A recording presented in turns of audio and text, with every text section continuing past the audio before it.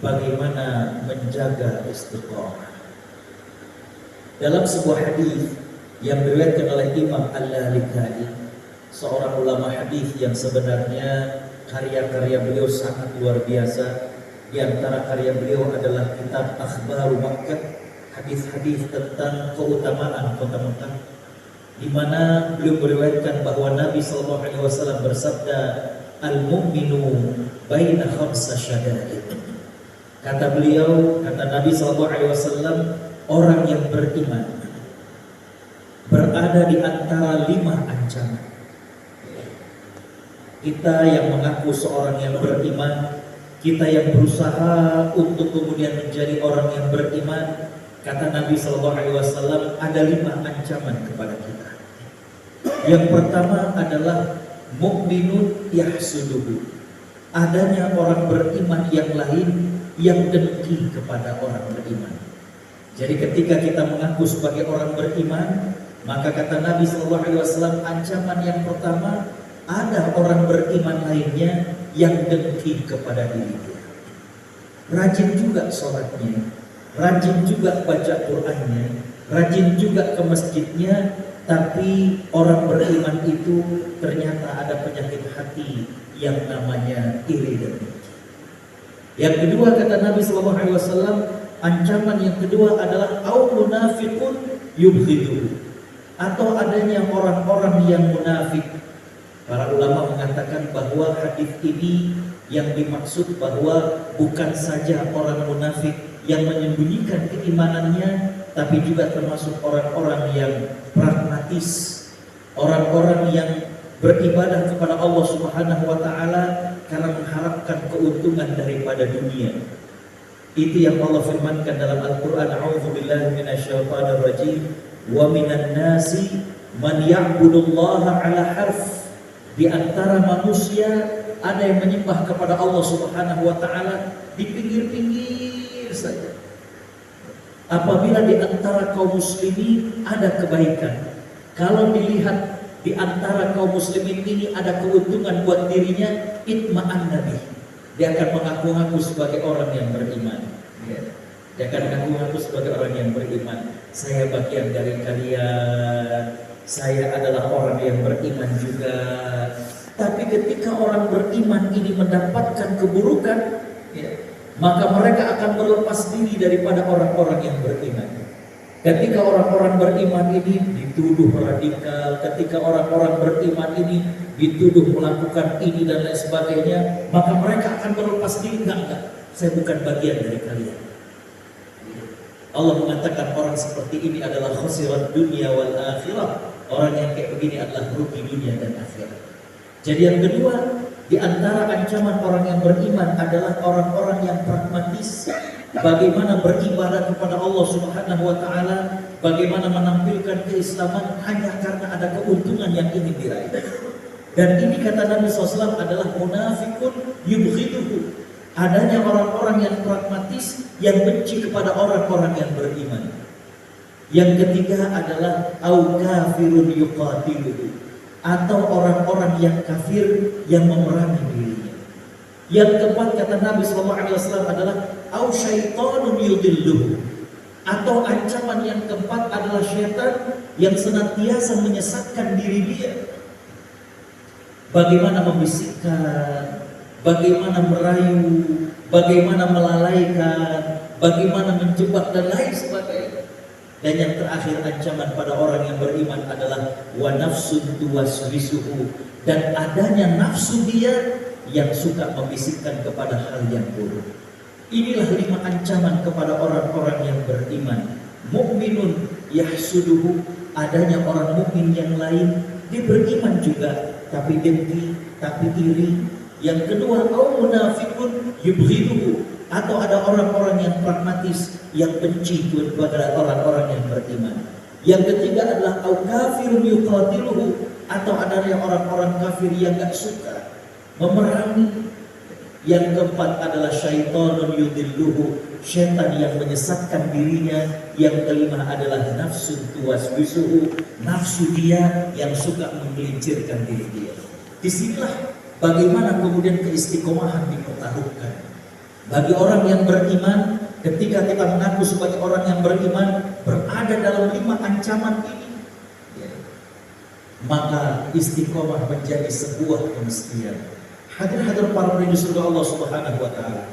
Allah berfirman dalam surat Fussilat ayat 30 yang tadi saya bacakan, A'udzu billahi minasyaitonir rajim. Innal ladzina qalu rabbuna Allah tsumma istaqamu. Sesungguhnya orang-orang yang mengatakan Tuhan kami adalah Allah, kemudian dia istiqomah dengan menjadikan Allah Subhanahu wa taala sebagai Tuhannya, dengan menjadikan Allah sebagai sesembahannya, dengan menjadikan Allah sebagai niatan daripada aktivitas dia, maka Allah Subhanahu wa taala katakan, tatanazzalu alaihimul malaikah. Malaikat akan turun kepada dirinya. Malaikat rahmat akan memberikan curahan rahmat kepadanya. Dan kemudian alla takhafu. Orang-orang yang istiqomah selain Allah akan kucurkan rahmat melalui malaikat. Yang kedua adalah mereka tidak pernah merasa khawatir, tidak pernah merasa takut. Bagaimana ancaman, bagaimana rayuan, nggak takut. Ibarat kata tidak lapuk oleh hujan, tak lekang oleh panas. Tidak ada rasa khawatir. Wah, bagaimana kalau kemudian begini, begitu dan lain sebagainya. Bagaimana dengan omongan orang kepada dirinya? Bagaimana dengan usaha orang-orang yang iri dan dengki kepada dirinya? Mungkin usahanya dihambat, mungkin karirnya ditunda, mungkin ini dan itu. Allah takhafu, nggak ada rasa khawatir. Orang-orang yang beriman dan istiqomah yakin betul bahwa rizki datang dari Allah Subhanahu wa taala. Nggak ada rasa khawatir tentang ini dan itu. Wala tahzanu. Yang ketiga adalah orang-orang yang istiqomah, maka dirinya selalu merasa bahagia. Nggak ada rasa sedih, nggak ada rasa kehilangan, nggak ada rasa bagaimana kemudian dia rugi karena istiqomahannya. Tidak, justru dia merasa berbahagia. Dan kemudian yang berikutnya adalah wa absyiru bil jannati allati kuntum tu'adun. Dan mereka akan bergembira dengan surga yang dijanjikan kepada orang-orang yang istiqomah. Minimal 4 inilah yang didapat ketika kita istiqomah. Yang pertama adalah curahan rahmat. Yang kedua adalah tidak ada rasa khawatir berkaitan dengan hilangnya dunia, berkaitan dengan ditahannya daripada dunia. Yang ketiga adalah tidak ada rasa bersedih. Dan yang keempat adalah bagaimana Allah akan gembirakan diri kita dengan surga yang Allah Subhanahu wa taala janjikan. Inilah keistimewaan bagi orang-orang yang istiqomah. Hadir para penduduk surga Allah Subhanahu wa taala. Istiqomah ini banyak sekali macamnya. Ada istiqomah dalam meninggalkan maksiat. Ini juga perlu istiqomah.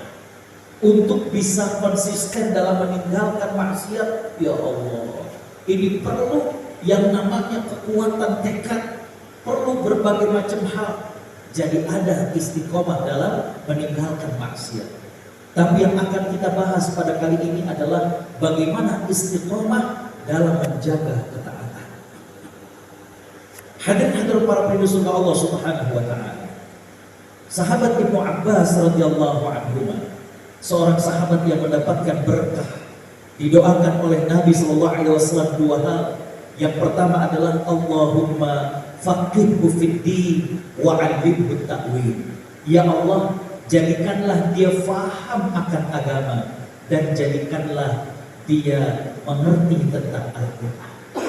Maka ketika beliau menafsirkan firman Allah dalam surat Fussilat ayat 30 tadi, beliau mengatakan bahwa yang dimaksud dengan orang-orang yang istiqomah dalam surat Fussilat adalah orang-orang yang istiqomah dalam ketaatan dan istiqomah dalam menunaikan kewajiban yang Allah Subhanahu wa taala berikan pada dirinya. Inilah istiqomah dalam ketaatan. Bahwa bagaimana ketika seseorang mukmin mampu menjaga kewajiban-kewajiban dari Allah Subhanahu wa taala, mampu untuk kemudian melakukan ketaatan, itulah yang ditafsirkan oleh sahabat Ibnu Abbas yang dimaksud dari surat Fussilat ayat 30. Hadir para penduduk surga Allah Subhanahu wa taala. Hal yang berikutnya adalah bagaimana kita bisa istiqomah dalam ketaatan. Kita sholat berjamaah ini bagaimana agar istiqomah? Tadi saya katakan bahwa di awal Nabi menjelaskan ada 5 ancaman. Ada syaitan yang membisikkan, ya, udahlah di rumah aja. Ada nafsu kita yang kemudian juga bagaimana merayu diri kita. Iya kan capek, malam baru pulang jam berapa, Allah juga maha tahu. Bagaimana kemudian diri kita berada dalam ancaman-ancaman tersebut. Bagaimana untuk kemudian istiqomah dan konsisten dalam ketaatan. Untuk ikut dengan taklim juga bagaimana ada godaan-godaan. Ada orang-orang yang kemudian mencibir kepada kita. Buat apaan begitu-begitu, ngaji apa begitu-begitu. Belumlah kita dikatakan syaitan membisikkan kepada kita, udahlah nanti aja, sekarang pulang dulu aja, masih ngantuk dan lain sebagainya. Bagaimana nafsu kita? Inilah yang kemudian Hadirin rahimahumullah membuat bagaimana istiqomah itu begitu istimewa di sisi Allah Subhanahu wa taala. Karena kita harus memenangkan pertarungan itu semuanya. Maka beberapa hal yang saya usulkan agar kita istiqomah dalam ketaatan. Yang pertama adalah bekali dengan ilmu. Ketika kita melakukan kewajiban Allah Subhanahu wa taala, ketika kita melakukan ketaatan, yang pertama sekali adalah bekali dengan ilmu. Nabi sallallahu alaihi wasallam tengah duduk bersama dengan para sahabat di masjid. Dan kemudian hadirin rahimakumullah, tiba-tiba datanglah 3 orang. Ketiga orang tersebut ini berbeda-beda. 2 menghampiri Nabi SAW, sedangkan yang satu lagi pergi. Lalu kemudian kedua orang tersebut berdiri di depan Nabi SAW. Salah satunya ketika melihat ada tempat kosong, maka kemudian dia duduk di tempat kosong tersebut. Sedangkan yang satunya lagi duduk di bagian belakang. Hadirin rahimahumullah, orang yang ketiga tadi sudah pergi. Ketika Nabi SAW selesai berbicara kepada para sahabat, maka Nabi SAW kemudian mengatakan kepada para sahabat, maukah aku beritahukan kepada kalian tentang 3 orang yang tadi datang? Maka kata Nabi SAW, yang pertama adalah ia berlindung kepada Allah Subhanahu wa taala, maka Allah pun melindungi dirinya. Yang kedua, dia malu, maka Allah pun malu kepada dirinya. Yang ketiga, ia berpaling, maka Allah pun berpaling dari dirinya. Hadis riwayat Imam Bukhari. Hadis ini menjelaskan bahwa Nabi suatu saat sedang menjelaskan, mengajari ke tengah-tengah para sahabat. Tiba-tiba datang 3 orang, yang satu nggak jadi ikut masuk ke dalam kumpulan para sahabat. Dia kemudian pergi.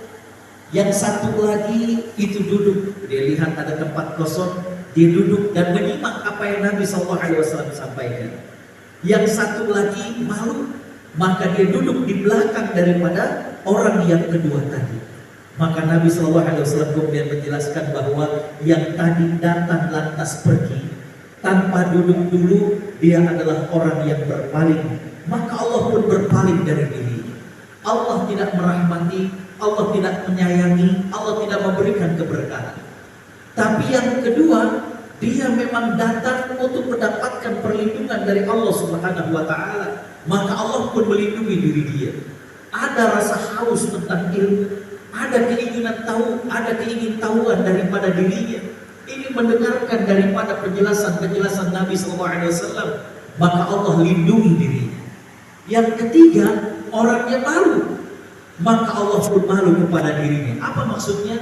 Ketika seseorang itu malu dalam menuntut ilmu, ketika seseorang itu malu dalam majelis ilmu, maka yang didapat pun tidak sama dengan orang yang bersungguh-sungguh dalam majelis ilmu. Dari hadis ini kita dapati bahwa ketika kita melakukan ketaatan dengan ilmu, maka inilah yang kemudian menjadi bekal bagaimana Allah akan melindungi diri kita. Orang yang beribadah, orang yang melakukan ketaatan tanpa didasari dengan ilmu, sukar untuk konsisten. Ketika lagi semangat tempo-tempo, wah dia gebet.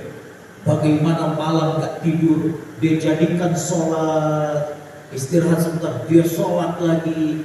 Malamnya dia tidak tidur. Dia tidak tahu bahwa kalau kemudian dia bekali ketaatan itu dengan ilmu, Nabi SAW mengatakan bahwa sebaik-baik sholat adalah sholatnya Nabi Daud, dan sebaik-baik puasa adalah puasanya Nabi Daud alaihissalam. Bagaimana sholat malamnya Nabi Daud alaihissalam? Ada juga tidurnya, lantas beliau terbangun. Jadi tidak begadang, tidak melekan semalam itu. Hadirin khotaliman rahimakumullah. Dan sebaik-baik shaum atau puasa adalah puasa Nabi Daud, sehari berpuasa dan sehari berbuka. Jadi hadirin khotaliman rahimakumullah, dengan berbekalkan ilmu, maka kita beribadah, melakukan ketaatan memang sesuai dengan porsinya, tidak ekstrim dan tidak juga kemudian malas. Berada di tengah-tengah inilah sesuai dengan porsinya yang membuat seseorang bisa istiqomah dalam ketaatan. Tadi saya katakan bagaimana ketika seseorang itu tidak dibekali dengan ilmu, dia baru mendapatkan penjelasan tentang keutamaan baca Quran, digebel berlama-lama. Tapi setelah itu hadirin khotaliman rahimakumullah, apa yang terjadi? Gak pernah lagi buka-buka agama, tidak pernah lagi buka-buka Al-Quranul Karim. Nabi SAW pernah menjelaskan kepada para sahabat, la takun mithla fulan kana yaqumul lail wa taraka qiyamal lail. Kalian hendaknya mengambil pelajaran dari fulan, jangan seperti dia. Dulu dia rajin sholat malam dan sekarang tidak pernah sama sekali dia melakukan sholat malam. Jadi untuk bisa istiqomah dalam ketaatan, yang pertama adalah bekali dengan ilmu. Bekali dengan ilmu. Kalau tidak dibekali dengan ilmu, semangatnya ini temporal. Kalau kemudian baru mendapatkan penjelasan yang kemudian menyentuh dirinya, dia lakukan. Tapi setelah itu lama dia tidak melakukan ketaatan tersebut. Maka untuk istiqomah dalam ketaatan, saya mengatakan yang pertama adalah bekali dengan ilmu. Hadirin khotaliman rahimakumullah, dalam riwayat yang lain Nabi SAW bersabda dari hadis dua orang sahabat yang mulia, yaitu sahabat Abu Hurairah dan sahabat Abu Sa'id Al-Khudri, di mana Nabi SAW bersabda, la ya'udu qaumun yadhkurunallaha illa haffathumul malaikah wa ghasyiyatuhumur rahmah wa nazalat alaihimus sakinah wa dzakarahumullahu fi man indah, atau kama qala sallallahu alaihi wasallam. Kata Nabi sallallahu alaihi wasallam, enggak ada orang yang duduk-duduk dalam majelis ilmu di mana dalam majelis itu mereka mengingat kepada Allah Subhanahu wa taala, melainkan malaikat akan mengelilingi mereka. Malaikat mengelilingi majelis tersebut untuk kemudian mencurahkan rahmat kepada yang hadir. Dan bukan itu saja, bagaimana kemudian Allah berikan ketentraman dalam jiwanya. Selama ini sibuk mengejar dunia, sibuk dengan urusan dunia, bagaimana dengan pekerjaannya, bagaimana dengan perdagangannya, bagaimana dengan studinya. Maka hadirin khotaliman rahimakumullah, duduk dalam majelis ilmu, malaikat mengelilingi, malaikat mengucurkan rahmat. Dan bukan itu saja, Allah berikan ketentraman. Ya Allah, ternyata begini dalam majelis ilmu, tenang rasanya, bahagia rasanya. Kita mendapatkan ilmu yang mengingatkan kita tentang hakikat kita diciptakan. Di majelis ilmu kita diingatkan lagi mau kemana diri kita. Dunia yang selama ini dikejar ternyata akan ditinggalkan. Itulah ketentraman yang ada dalam majelis ilmu. Kita diingatkan kembali tentang hakikat kita diciptakan. Buat apa kita diciptakan? Ketika kemudian kita mengejar dunia, ternyata tiba-tiba dunia ditinggalkan. Hadirin hadirat para penduduk surga Allah Subhanahu wa taala, Sabtu Ahad yang lalu saya safari dakwah di Garut. Bagaimana saya ke markas Al-Quran di Garut, dan ini wakaf. Beliau cerita ini wakaf dari istrinya sebelum dia wafat pada saat COVID kemarin. Beliau mengatakan bahwa beliau dengan istrinya jauh lebih muda dari saya. Itu sebelum meninggal itu masih sering berbicara tentang nanti ke depannya mau gimana, anak-anak kalau sudah kuliah akan kemana. Tapi kemudian secara tiba-tiba saat COVID tersebut yang positif justru dirinya awalnya. Dan istrinya lah yang kemudian minta kepada suami untuk kemudian segera dirawat, dicari penuh. Waktu itu lagi rame-rame. Hadirin khotaliman rahimakumullah, sang suami dirawat, tapi kemudian dapat kabar bahwa istrinya ngedrop, dan kemudian dimasukkan rumah sakit, sudah di ICU. Hadirin khotaliman rahimakumullah, kemarin beliau mengatakan, sungguh Ustaz, yang namanya kematian hadhimul ladzat, menghancurkan berbagai macam mimpi. Kita mimpi pengen begini sama istri, kita mimpi pengen begitu dengan anak-anak. Yuk, nanti kalau udah selesai kita umroh, kalau udah selesai kita jalan-jalan, kalau sudah selesai kita akan beli ini. Itu semuanya sirna ketika kemudian kematian menjemput kepada dirinya. Di majelis ilmu kita diingatkan kembali tentang hakikat kita diciptakan. Mau kemana diri kita? Itulah yang kemudian mendatangkan ketentraman. Ya Allah, kemana saja hamba selama ini? Hadirin khotaliman rahimakumullah. Dan yang berikutnya kata Nabi SAW adalah wa dzakarahumullahu fi man indah, dan Allah akan menyebut-nyebut orang tersebut berada ketika berada di tengah makhluknya. Coba, Allah menyebut-nyebut nama orang-orang yang rajin hadir dalam majelis ilmu. Jadi yang pertama, agar bisa istiqomah dalam ketaatan adalah bekali dengan ilmu. Bekali dengan ilmu. Orang kalau tidak berbekal ilmu, yang pertama motivasinya lemah, yang kedua ketika dia beribadah gak proporsional. Lagi semangat, banyak ibadahnya, tapi cuma mampu 2 hari. Setelah itu gak melakukan lagi karena tidak proporsional. Yang kedua, hadirin khotaliman rahimakumullah, bagaimana agar kita bisa istiqomah dalam ketaatan adalah bergaul dengan orang-orang yang soleh. Allah Subhanahu wa taala berfirman, a'udzu billahi minasyaitonir rajim, ya ayyuhalladzina amanu ittaqullaha wa kunu ma'as shadiqin. Hai orang-orang yang beriman, bertakwalah kalian kepada Allah Subhanahu wa taala, dan hendaklah kalian bersama orang-orang yang jujur, bersama orang-orang yang benar. Ketika kita bersama dengan orang-orang yang soleh, itu menjadi cermin buat diri kita. Kita lihat bapak tersebut, subhanallah, tadi saya ke masjid, dia udah duluan. Besoknya dia pengen lebih awal lagi. Ternyata bapak tersebut jauh lebih awal daripada dirinya. Bahkan sudah sempat sholat tahiyatul masjid, bahkan sudah sempat baca Al-Quran. Ya. Begitulah ketika bergaul dengan orang soleh, menjadi cerminan dan menjadi motivasi bagi diri kita. Maka agar kemudian kita konsisten dalam ketaatan, kita yang kedua saya katakan bergaul dengan orang soleh. Saya di rumah orang tua di Jakarta, di Cempaka Putih. Di sana itu kalau zuhur, asar, biasanya kami ke sana itu pagi dan siang. Itu belajar betul dari seorang tua yang maaf sudah sempat kena stroke, dan kemudian berjalannya agak berat. Kaki kanannya itu harus kemudian diseret perlahan. Tapi yang luar biasa adalah setengah jam sebelum waktu sholat, beliau sudah keluar dari rumahnya. Rapi, pakai kain sarung, pakai baju koko, ya. Bersih, rapi. Setengah jam sebelum waktu sholat. Karena kenapa? Ketika saya tanya dikatakan, kan jalannya juga lama Pak Ustaz. Saya diseret satu kaki. Tapi kita lihat bagaimana semangatnya. Inilah yang tadi saya katakan bahwa untuk bisa istiqomah dalam ketaatan, yang kedua adalah bagaimana bergaul dengan orang yang soleh. Melihat mereka saja ini sudah membuat motivasi untuk diri kita.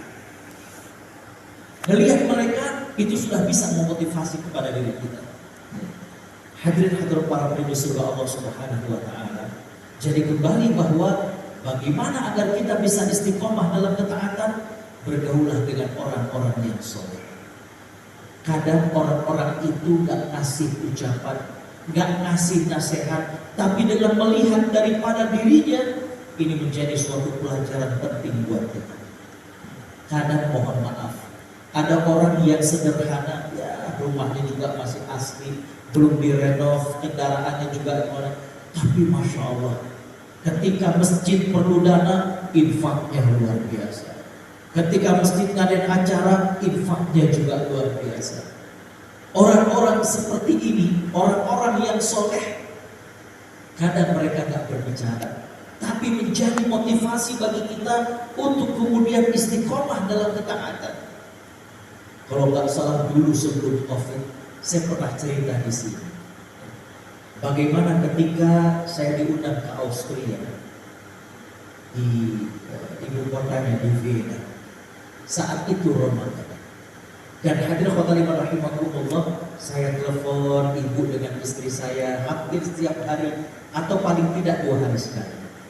Suatu saat ibu saya bilang, "Gus, ada duit zakat nggak?" Saya agak bingung karena baru kali ini ibu saya tanya ke saya. Saya tanya kembali, "Emangnya kenapa, Pak?" Kata beliau, "Enggak, ada teman emak ngaji, kayaknya dia mustahik deh." Saya bilang, "Ya udah, kalau emak yakin dia mustahik, salurkan aja kepadanya." Tapi saya penasaran, emang kenapa sih, saya bilang. Kata ibu saya, "Teman emak ini kalau datang ke pengajian selalu datang pertama, tapi kalau duduknya paling belakang, gak pernah mau di depan. Terus kalau ada teman-teman ngaji yang sakit, dirawat di rumah sakit Islam, dia paling rajin ngajak nengok. Ntar kita naik bajai ke sana, dia duluan yang bayarin ongkos bajainya. Tapi kayaknya dia mustahik deh, Gus." Saya bilang, "Ya udah Pak, kalau emang Pak yakin dia mustahik, salurkan saja kepada beliau." Berangkatlah ibu dengan istri saya ke sana. Rumahnya sederhana, Pak. Kalau ada yang pernah ke daerah Cempaka Putih, daerah Rawasari itu ada daerah namanya Kantor, di bawah Tiang Sutet. Rumahnya kecil, sederhana. Ketika kemudian didatangi oleh ibu dengan istri saya, ditanyalah hal ini. "Bu, kenapa sih kalau datang ke pengajian, walaupun datangnya duluan, duduknya paling belakang?" Apa kata beliau? "Soalnya malu, Bu. Baju yang pantas buat ngaji cuma 2, itu aja." Subhanallah. Ada orang yang punya baju gamis yang pantas buat ngaji cuma 2. Kadang istri kita bajunya belum terlampau buruk, cuma ada model baru udah belanja, ada kerudung model artis ini belanja. Lalu yang kedua yang dikonfirmasi, kalau kondisi kok kayak gini, tapi kenapa kalau ada teman ngaji yang sakit, dirawat, mbok yang paling rajin ngajak nengok. Dan kalau kita naik bajai, mbok duluan yang bayarin ongkos bajainya. Apa jawaban beliau? Walaupun saya nggak pernah mendengar langsung dari beliau, diceritakan oleh ibu dan istri saya, tapi begitu terngiang dalam telinga saya. Ibu itu mengatakan, "Kan surga bukan cuma buat orang kaya doang, Bu." Subhanallah. Hadirin khotbah rahimahumullah.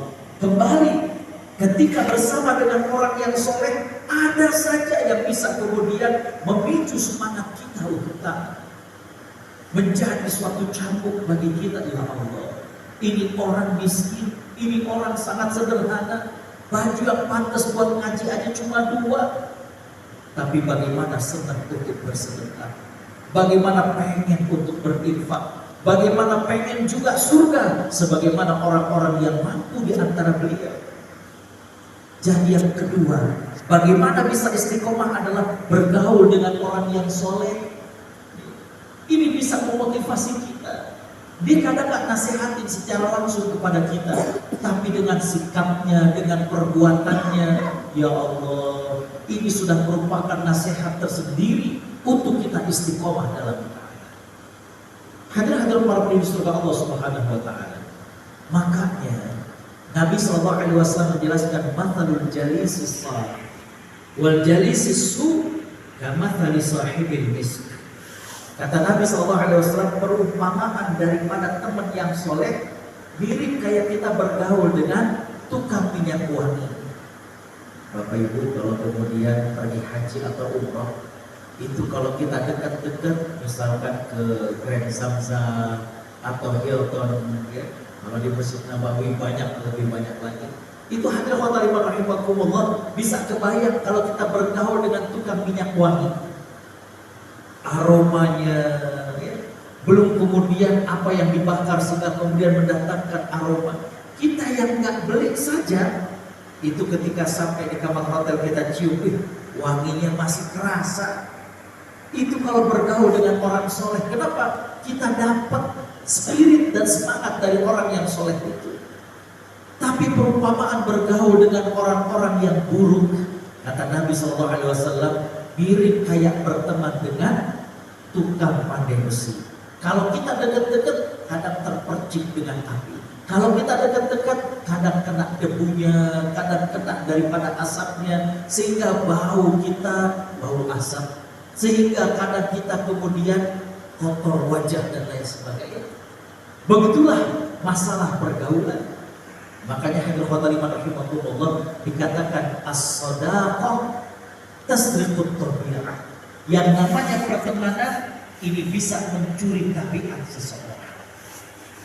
Makanya agar kita istiqomah bergaul sama orang yang soleh, bukan eksklusif, bukan.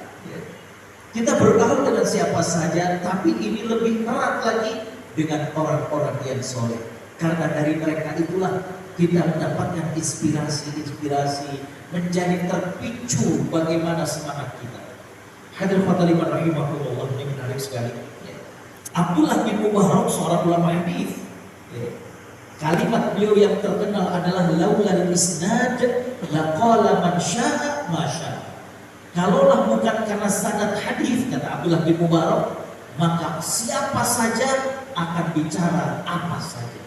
Makanya para ulama hadis kemudian ketat. Abdullah bin Mubarak sampai mengatakan samulana rijalakum.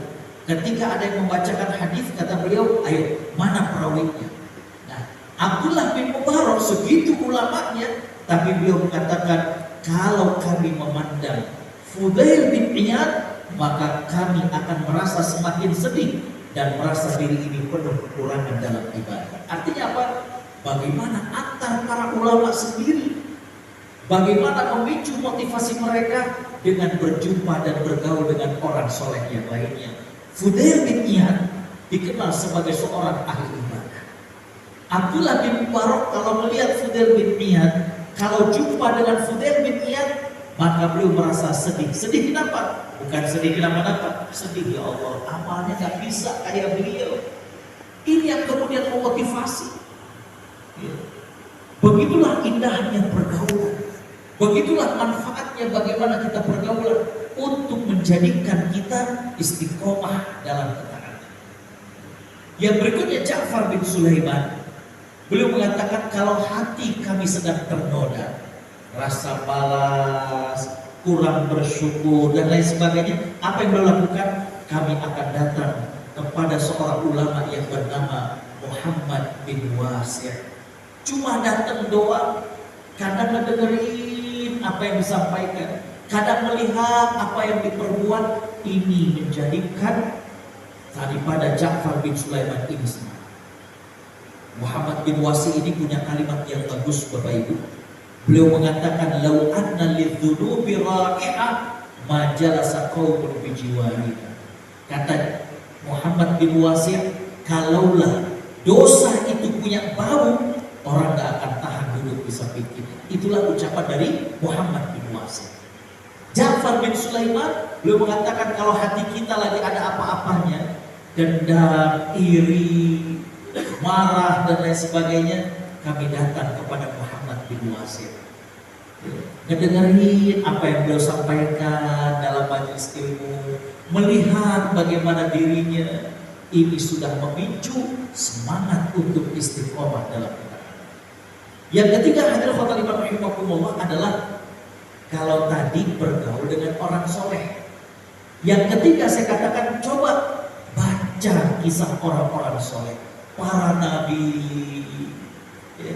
Bagaimana kemudian para salafus soleh, para sahabat, para tabi'in, kita baca agar kemudian menjadi motivasi buat kita. Allah Subhanahu wa taala berfirman, "A'udzu billahi minasyaitonir rajim. Wa kullan naqussu 'alaika min anba'ir rusul ma nuthabbitu bihi fuadak." Allah mengatakan, dan semua kisah dari para rasul yang kami ceritakan kepadamu wahai Muhammad, itu adalah kisah yang dengannya kami teguhkan hati. Jadi dengan kita membaca kisah para nabi, Bapak Ibu, mungkin Bapak Ibu sudah pernah dengar atau tahu berapa usia Nabi Nuh alaihissalam. Nabi Nuh alaihissalam ketika beliau wafat umurnya sampai 950 tahun. Dalam Al-Quran Allah mengatakan, "A'udzu billahi minasyaitonir rajim, famakatha fihim alfasanatin illa khamsina 'aman." Nabi Nuh alaihissalam hidup 1000 dikurangi 50 tahun. Artinya 950 tahun. Kalau Bapak Ibu rajin buka dalam hadis, riwayat-riwayat Nabi Nuh alaihissalam, ketika Allah perintahkan untuk membuat perahu, itu nggak sehari 2 hari Pak, nggak seminggu 2 minggu Pak, nggak sebulan 2 bulan. Bahkan dalam riwayatnya adalah sampai sekian lama, bahkan ada yang mengatakan sampai 100 tahun. Bikin kapalnya. Bapak Ibu rahmati Allah, kalau baca riwayatnya, bagaimana masyarakatnya itu mencemooh kepada Nabi Nuh. Bukan saja ucapan mereka mengatakan, "Gila wahai Nuh, kenapa kamu bikin perahu? Kenapa kamu bikin kapal? Padahal kita hidup di tengah gurun pasir." Ucapan mereka bukan cuma itu Pak. Tapi bagaimana kalau saya baca dalam riwayat orang-orang yang kafir kepada Nabi Nuh, sampai kepada kalimat, kalau bahasa kita sekarang, "Nuh, kamu udah ahli profesi." Begitu kurang lebih. Mereka mencibir Nabi Nuh alaihissalam yang biasanya berdakwah kepada mereka, sekarang bikin perahu, kata mereka, "Ya, ini Ustaz ahli profesi." Kurang lebih begitu. Tapi Nabi Nuh nggak mendengarkan itu semuanya. Dia hanya patuh, Allah minta kepada dirinya bikin kapal. Coba bisa dibayangkan. Hadirin khotaliman rahimakumullah, kita baca lagi kisah Nabi Lut alaihissalam. Bagaimana hadirin khotaliman rahimakumullah, Allah Subhanahu wa taala berikan ujian kepadanya. Sampai istrinya ternyata itulah yang menyebarkan kepada masyarakat bahwa di rumah dia datang 2 orang yang tampan. Masyarakat Nabi Lut alaihissalam memiliki perilaku yang menyimpang, yang dalam Al-Quran dikatakan belum pernah dilakukan oleh orang-orang sebelum daripada kaum Nabi Lut. Maka mereka kemudian datang ke rumah Nabi Lut alaihissalam, minta dikenalkan dengan 2 orang tampan tersebut yang ternyata tiada lain adalah malaikat. Jadi bagaimana kemudian dengan membaca kisah orang-orang yang soleh akan memotivasi kepada diri kita, "Oh ya Allah, ini para nabi tetap istiqomah dalam dakwahnya, para sahabat istiqomah dalam ketaatannya." Itulah yang membuat kita istiqomah. Sahabat Abu Dzar Al-Ghifari adalah seorang sahabat yang sangat-sangat taat pada Allah Subhanahu wa taala. Beliau punya satu ucapan yang luar biasa. Kata beliau, "Carilah dunia sebanyak-banyaknya, gunakan seperlunya, dan infakkan yang banyaknya." Ini luar biasa kalimat. Jadi cari dunia sebanyak-banyaknya silakan. Cuma nanti dipakainya sedikit aja, seperlunya saja. Sisanya bagaimana? Inilah yang kemudian beliau katakan infakkan. Makanya sahabat Abu Dzar Al-Ghifari ini sampai kekhalifahan Umar bin Khattab, beliau adalah orang yang paling sering mengingatkan para sahabat untuk tetap hidup dalam kesederhanaan. Karena kenapa? Di masa Umar bin Khattab, penaklukan sudah semakin luas. Bagaimana kemudian sudah ada ghanimah harta rampasan. Dan kemudian Umar karena sudah melihat bagaimana keuangan negara surplus, beliau kemudian memperkenalkan konsep Baitul Mal yang itu sebenarnya diambil daripada Persia. Jadi dengan membaca kisah orang-orang yang soleh, nambah semangat kita. Bagaimana kita bisa istiqomah? Yang berikutnya hadirin khotaliman rahimakumullah adalah doa. Jangan lupa Allah yang membolak-balikkan hati manusia. Maka kita minta kepada Allah Subhanahu wa taala agar diberikan istiqomah. Allah Subhanahu wa taala berfirman dalam surat Ali Imran, yang ini sebenarnya pelajaran buat kita untuk berdoa, Rabbana la tuzigh qulubana ba'da idh hadaitana wa hab lana min ladunka rahmah innaka antal wahhab. Wahai Tuhan kami, janganlah Kau condongkan hati kami kepada kesesatan setelah Kau beri petunjuk kepada kami. Karuniakanlah kepada kami rahmat dari sisi Kau. Sesungguhnya Engkau adalah Zat yang Maha memberikan karunia. Hadirin khotbah iman rahimahullah. Kalau kita buka dalam sejarah, bagaimana Al-Walid bin Mughirah. Al-Walid bin Mughirah ini ayahnya Khalid bin Walid. Beliau sesepuh, dihormati, dan beliau juga punya beberapa sifat yang baik. Beliau itu kaya, sudah gitu dermawan. Bukan cuma kaya, tapi dermawan. Setiap musim haji, jadi orang Arab juga zaman dulu melakukan haji, cuma mereka menyimpan. Al-Walid bin Mughirah itu menyembelih 10 ekor unta per harinya, dan ini dia berikan kepada orang-orang Arab yang berdatangan ke Mekah untuk makan mereka. Bapak Ibu, kalau dapat riwayat kayak gini, kita coba perfect. 1 ekor unta itu kan unta jauh lebih besar dari sapi. Kalau sapi harganya 30-40 juta, anggaplah unta sekitar 50 juta. Setiap hari beliau menyembelihkan 10 ekor unta. Tapi saya, Al-Walid bin Mughirah punya masalah di hatinya, yaitu dengki. Ketika Allah mengutus Nabi Muhammad SAW menjadi Rasul, beliau kemudian dalam hatinya mengatakan, kenapa harus dia dan bukan saya? Makanya ketika Nabi berdua dengan beliau dan Nabi mengajak Al-Walid bin Mughirah, Bapak Ibu Allah SWT rahmati, beliau mengakui apa yang Nabi baca dari Al-Quran itu memang benar.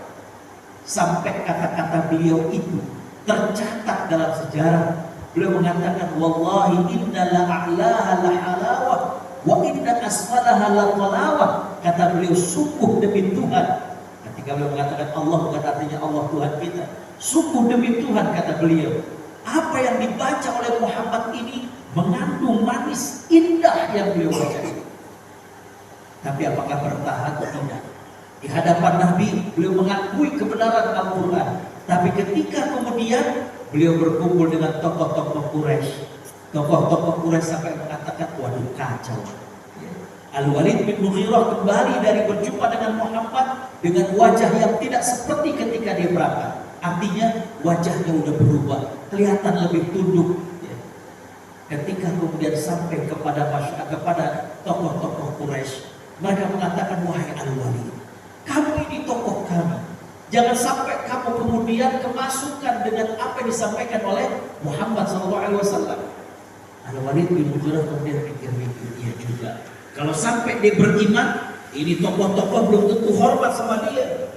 Maka kemudian dia mengatakan, enggak, tenang aja. Aku mendapatkan bahwa apa yang diucapkan oleh Muhammad itu adalah salah. Itu hanya sekedar mengutip dari ucapan orang-orang yang terdahulu. Illa asatirul awwalin. Karena sikap daripada Al-Walid bin Mughirah, maka Allah menurunkan firman-Nya dalam surat Al-Mudaththir, innahu fakkara wa qaddar wa qutila kaifa qaddar thumma qutila kaifa qaddar thumma nazar. Celakalah dia yang mikir-mikir, kemudian celakalah dia karena mikir-mikir. Bukan gak boleh mikir-mikir, tapi dia ragu untuk beriman dan memilih kepada kekufuran. Makanya perlu minta kepada Allah agar diteguhkan iman kita. Kalau Al-Walid bin Mughirah kejauhan di zaman Nabi SAW, ini gak lama. Bapak Ibu Allah SWT rahmati, mohon maaf nanti dicari sendiri di internet. Bagaimana seorang dokter, pakar akidah, beliau juga terkenal berani untuk membantah orang-orang yang tidak percaya kepada Tuhan, ateis. Bahkan beliau menulis buku menjawab dari orang-orang yang tidak percaya Tuhan. Saking begitu bagusnya buku tersebut, sampai-sampai Imam Masjidil Haram yang dulu zaman dia itu mengatakan bahwa ini adalah Ibnu Taimiyah masa sekarang. Sampai begitu. Ya. Tapi apa yang terjadi? Beliau berasal dari Arab Saudi, belajar S1, S2, S3 di Mesir. Ketika beliau kembali, ternyata beliau tidak dapat jabatan di Arab Saudi. Padahal tadinya beliau berharap namanya doktor dalam bidang akidah, pulang itu nanti bagaimana?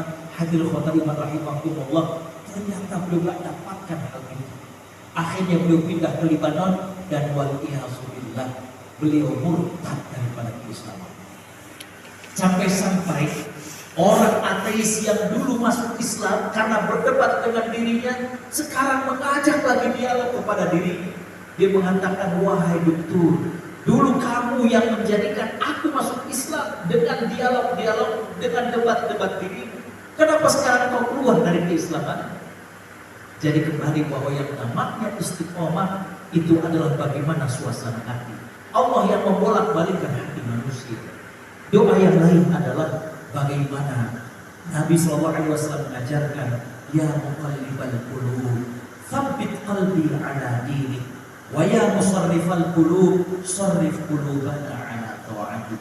Wahai zat yang membolak-balikkan hati manusia, tetapkanlah hati kami berada dalam ketaatan. Inilah bagaimana kita istiqomah dalam ketaatan. Sebagai terakhir saya mengatakan bahwa saat kita berusaha istiqomah, banyak-banyaklah kita istighfar, karena pasti ada kurang-kurangnya. Allah berfirman, a'udzubillahi minasyaitonir rajim, qul innama ana basyarun mithlukum yuha ilayya annama ilahukum ilahun wahid. Lanjutnya gimana? Fastaqimu ilaihi wastaghfiruh. Maka kata Allah Subhanahu wa taala, hendaklah kalian istiqamah dan hendaklah kalian banyak-banyak istighfar. Kenapa? Karena untuk bisa istiqamah kita perlu banyak istighfar. Karena kenapa? Sering sekali kita tergoda, sering sekali kita terpleset dan lain sebagainya. Pekan lalu saya diminta ngisi di salah satu instansi di Jakarta. Temanya menjadi mukmin yang paripurna, belajar dari keimanan saudara kita di Gaza. Hadirul khotimah rahimahumullah, pelajaran dari saudara kita di Gaza bukan cuma sekedar pelajaran tentang kepedulian, tapi bagaimana keimanan mereka bisa seperti itu. Bagaimana seorang anak kecil sanggup tangannya kemudian dituliskan namanya, agar kemudian mereka mengatakan kalau nanti rumahnya hancur diserang oleh orang-orang Yahudi, maka orang bisa mengenal bahwa aku adalah yang bernama Fulan. Bagaimana seorang ayah yang kemudian dia dokter mendapatkan anaknya dalam keadaan sudah syahid. Bapak Ibu Rasulullah rahmati, bahkan didapat bagaimana seorang pemuda yang kena, bagaimana bom daripada Yahudi didapati dari sakunya, catatan daripada amal dia. Bagaimana dia tulis satu pekan ini dosa dia, telat ke masjid, kurang baca Quran. Bapak Ibu rahmati Allah, untuk bisa ajak istiqomah tentu kita banyak kurangnya. Maka di sini saya katakan perlu diiringi dengan istighfar. Hadirin-hadirat para pendengar surga Allah Subhanahu wa taala, demikianlah kurang lebih tentang bagaimana kita istiqomah. Tadi saya mengatakan di awal, manusia, orang yang beriman berada di antara 5 ancaman. Dan karena ancaman inilah, maka istiqomah menjadi suatu kemestian. Dan tadi saya juga menjelaskan bahwa apa saja cara agar kita bisa istiqomah. Yang pertama tadi saya mengatakan bagaimana bekali dengan ilmu. Rajin-rajin hadir dalam majelis ini, sehingga ibadah kita proporsional, sehingga kita punya pengetahuan yang jadi motivasi kita. Bagaimana kemudian kita bergaul dengan orang soleh, baca kisah orang-orang yang soleh, bagaimana berteman dengan orang yang baik, bagaimana kita kemudian hadir khotimah rahimahumullah bisa banyak berdoa minta istiqomah kepada Allah Subhanahu wa taala. Demikian yang bisa saya sampaikan, kurang lebihnya mohon maaf. Apakah ada tanya jawab biasanya? Hadirin khotimah rahimahumullah, saya kembalikan kepada panitia. Jazakumullah khairan. Assalamualaikum warahmatullahi wabarakatuh. Terima kasih Pak Ustaz. Silakan Bapak Ibu jika ada pertanyaan.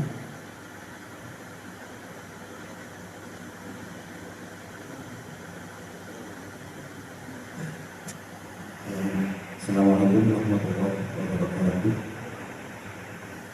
Jazakallah khair Ustaz atas ceramah yang diberikan. Alhamdulillah sangat menginspirasi.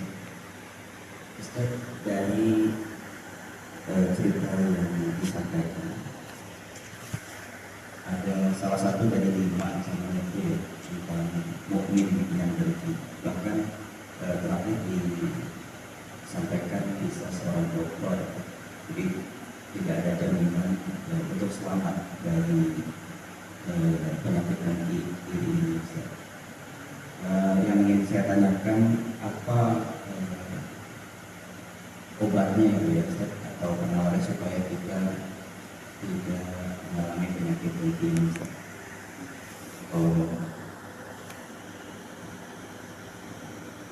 Langsung jawab. Bismillahirrahmanirrahim. Bapak Ibu Allah SWT, saya mengampu pelajaran tazkiyatun nafs di Masjid Darussalam.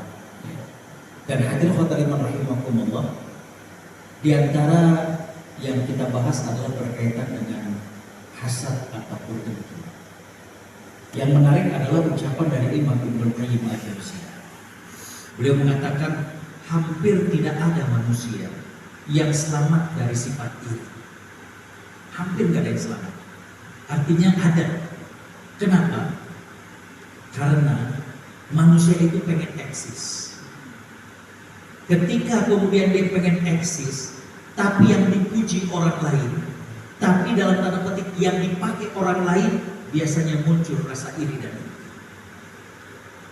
Saya nggak tahu ada ibu-ibunya atau enggak, cuma kalau ada ibu-ibunya, hadirin khotaliman rahimakumullah, coba lihat deh.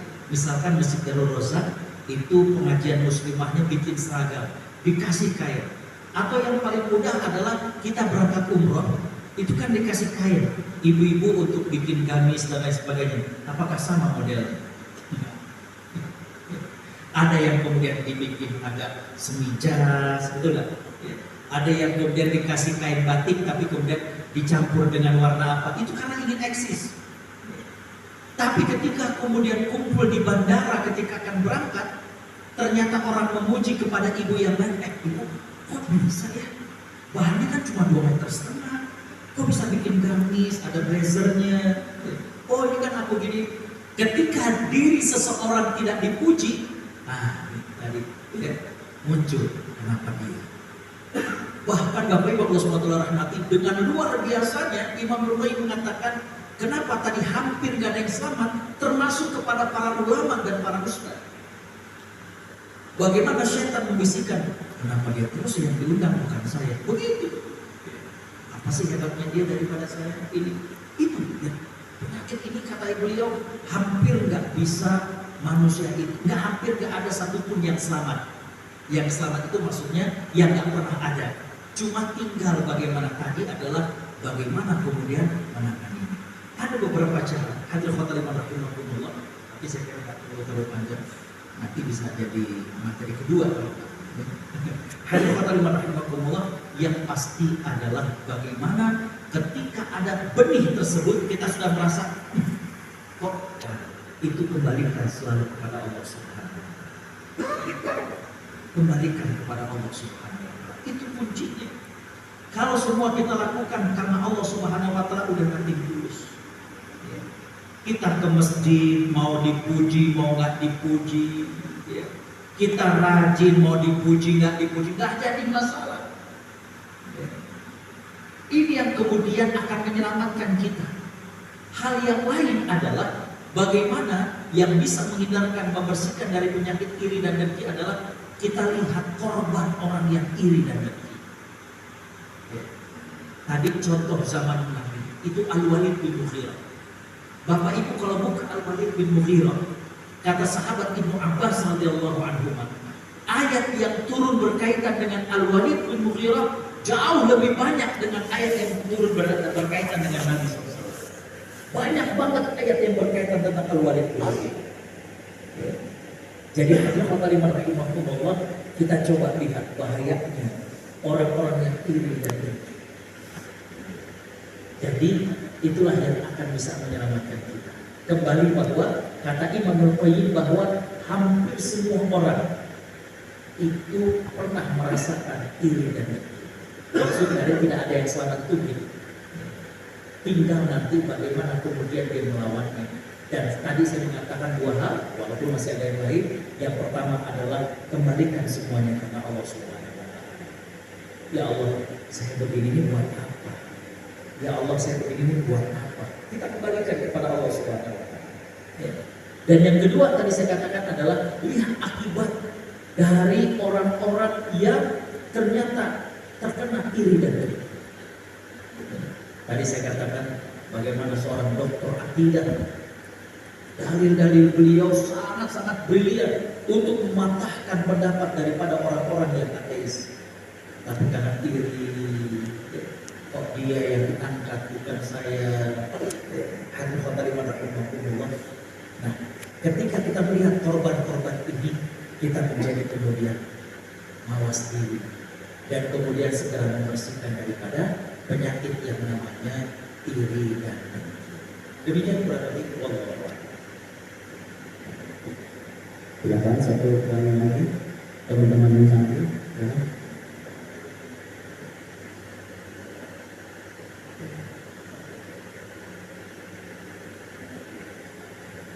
Bapak Ibu ada satu lagi pertanyaan?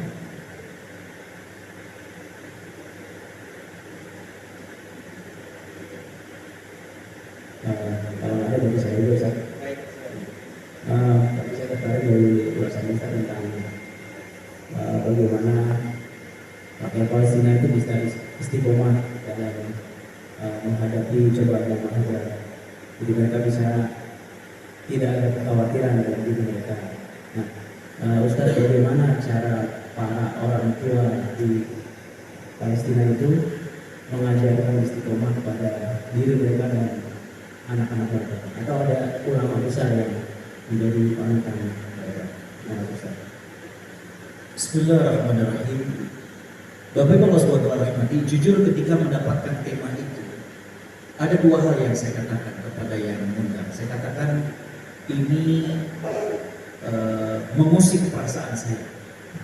Artinya, wah ini menarik sekali. Karena selama ini kita berbicara, belajar tentang saudara kita di Gaza di Palestina ini, tentang meratapi kesedihannya. Bagaimana kita galang dana peduli, dan kita agak hampir terlewatkan. Memang kita sempat lihat bagaimana mereka tough, ya, bagaimana mereka bisa menghadapi itu dengan senyuman. Tapi untuk menjadi sebuah kajian ini menjadi menarik. Yang kedua, akhirnya membuat saya tidak berani dengan hanya sekedar mengira-ngira. Karena kan ini berbicara tentang bagaimana di sana. Akhirnya kemudian saya kontak beberapa orang yang dia pernah sampai ke Gaza dan lain sebagainya. Hadirin khotariman rahimahumullah, di antaranya mereka tidak karena orang tua, tapi memang sudah value, memang sudah keadaannya demikian. Artinya apa? Mohon maaf, misalkan nih ada yang bawa putra, tadi saya lihat ada yang bawa anak, ya. Di sana itu menjadi sebuah pemahaman mereka bahwa yang namanya ngedidik itu bukan tanggung jawab orang tuanya saja, berarti begitu. Paham ya? Jadi misalnya ada anak di masjid, kemudian ada kata-kata yang nggak bagus, kemudian nggak dibiarin. Jadi aja lah anak orang ini enggak. Gitu ya. Tapi bagaimana ada semacam neighborhood, ya. Ada semacam rasa bertetangga, rasa bersaudara yang anak dia, anak saya juga. Jadi ketika kemudian dilihat bagaimana anak orang lain berkata yang nggak bagus, itu nggak dibiarkan begitu saja. Kalau di kita kan, biarin aja anak orang lain. Paling nantinya jadi obrolan komplek kan. Nanya kan ya, anaknya bapak pulang kalau di masjid ini. Kita kan begitu. Kalau sana enggak. Suasana itu memang suasana sudah menyatu. Dan yang kedua, mereka ada yang mengatakan bahwa mereka itu memang sudah hidup dengan Allah. Jadi Al-Quran bukan cuma sekedar untuk bahan hafalan, bukan cuma sekedar bahan bacaan, tapi memang mereka hidup dengan Al-Quran. Ngamalin benar Al-Quran, akrab benar dengan Al-Quran. Makanya kita saksikan bahwa Gaza itu ditembok sampai tingginya 3 meter lebih dan sekian panjangnya dengan keterbatasannya. Masya Allah, tiap tahun ngewisuda mereka-mereka yang hafal Quran. Ini yang diantara yang disampaikan kepada kami, bahwa mereka betul-betul menyatu dekat dengan Al-Quran. Sehingga itulah yang kemudian menjadi suasana umum. Bagaimana di sana suasana umum. Dan ini yang kemudian akhirnya menguatkan satu dengan yang lain. Maka kita lihat bahwa tidak 1-2 orang yang begitu. Dan Bapak Ibu Allah rahmati, mohon maaf kalau ada yang kemudian menyalahkan daripada pejuang di Gaza yang melakukan aksi Tufanul Aqsa. Kita saksikan gak ada satu orang pun di Gaza yang protes tindakan itu. Mereka setuju, enjoy aja. Dan hadirin rahimahumullah, value-nya sudah begitu. Kita lihat ibu-ibu yang begitu tegar ketika anaknya gugur. Kita lihat bagaimana dokter yang tegar ketika anaknya gugur. Bukan itu saja, anak kecil bagaimana mentalkinkan adiknya yang tengah sekaratul maut. Jadi emang udah value, udah jadi suatu ini yang luar biasa. Makanya kemarin saya katakan di acara tersebut, di kajian tersebut, inilah saatnya kita untuk muhasabah, introspeksi keimanan kita. Kalau kita ngaku beriman, kita lihat mereka, kok kayaknya ngejomplang jauh benar. Ya. Inilah kesempatan bagi kita untuk kemudian muhasabah. Jadi kembali bahwa bukan saja orang tuanya yang mendidik anak dia, tapi memang mereka sudah menjadi bagian. Saya paham maksudnya. Jadi ketika mendidik anak itu di rumah betul anak daripada orang tuanya, tapi di luar itu orang-orang yang lain juga ikut bagaimana mendidik anak-anak orang lain. Jadi mohon maaf kalau di kita kan ya, saya nggak tahu kalau di sini, kalau di Jakarta namanya orang tua kami itu tinggalnya di gang, itu kadang ada orang-orang yang dewasa yang kadang lo demen sama dia ya, itu kan nggak mendidik sebenarnya. Ya. Tapi kalau misalnya itu kalau lagi duduk ngobrol, walaupun anak orang lain ya, coba sini, ya. Oh mau dengar, ini suasana ini yang belum ada di kita. Ya.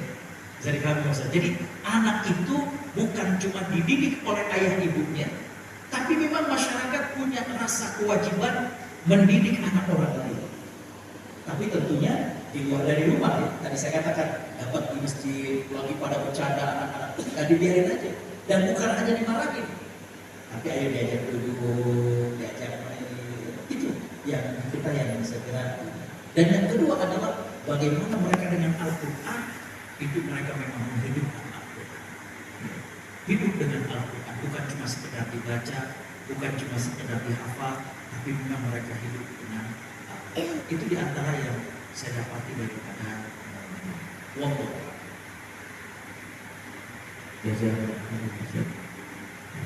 rasa cukup. Ustaz silakan ditutup doa. Astaghfirullahaladzim, astaghfirullahaladzim, astaghfirullahaladzim. Bismillahirrahmanirrahim. Alhamdulillahirabbil alamin. Hamdan syakirin, hamdan na'imin, hamdan yuwafi ni'amahu wa yukafi'u mazidah. Ya Rabbana lakal hamdu wa lakal syukru kama yanbaghi li jalali wajhika wa 'azimi sultanik. Allahumma salli ala sayyidina Muhammad wa ala alihi wa sahbihi ajma'in. Rabbana zalamna anfusana wa in lam taghfir lana wa tarhamna lanakunanna minal khasirin. Allahumma ighfir lana wa liwalidina warhamhum kama rabbawna shaghira. Rabbana hab lana min azwajina wa dhurriyyatina qurrata a'yun waj'alna lil muttaqina imama. Rabbana la tuzigh qulubana ba'da idh hadaitana wa hab lana min ladunka rahmah innaka antal wahhab. Ya muqallibal qulub thabbit qulubana ala dinik wa ya musarrifal qulub sarrif qulubana ala ta'atik. Allahumma a'izzal islam wal muslimin وأعلي بفضلك كلمة الحق والدين. اللهم انصر من نصر الدين واخذل من خذل الدين. اللهم انصر إخواننا المستضعفين في غزة. اللهم انصرهم نصرا مؤزرا. اللهم ثبت قلوبهم. اللهم ثبت قلوبهم. اللهم عليك باليهود ومن عاونهم